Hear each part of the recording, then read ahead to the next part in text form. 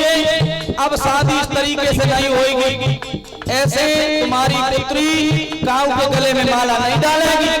क्यों? महाराज सुनो,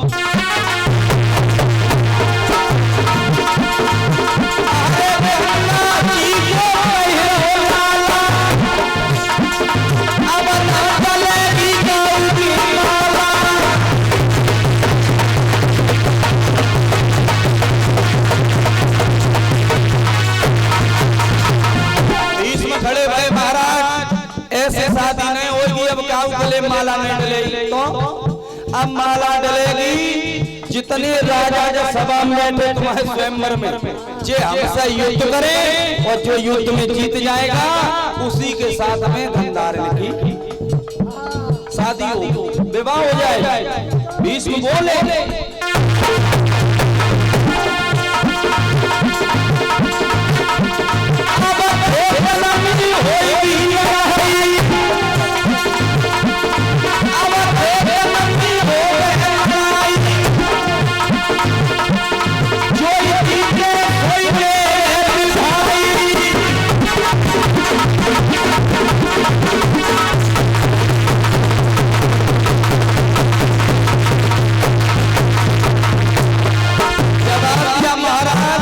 सबको बता दीजिए, जो भीष्म से युद्ध करेगा, युद्ध में जीत जाएगा, तब जो लड़की की शादी हो गई।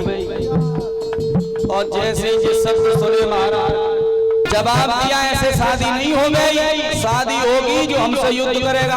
अब ब्रह्मचारी के सामने कौन था वहां टिकने वाला?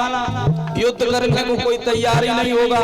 भीष्म खड़े और कह रहे हैं महाराज, अगर लड़की ने किसी के गले में माला डाल दी तो अनर्थ हो जाएगा।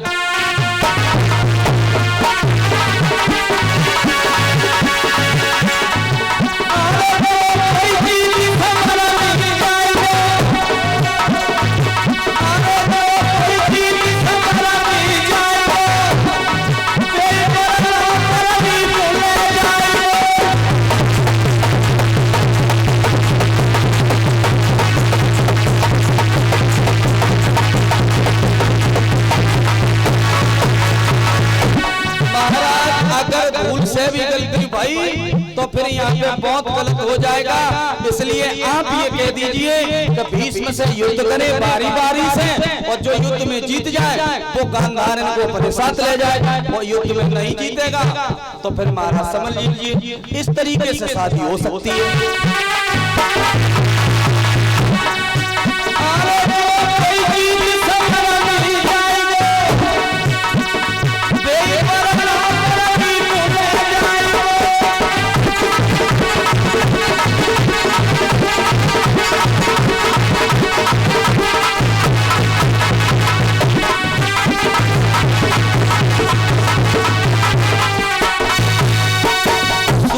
समझा करके बोले, भीष्म खड़े हुए और जवाब दिया, अब शादी ऐसे नहीं होगी, शादी होगी जो हमारे साथ युद्ध करेगा।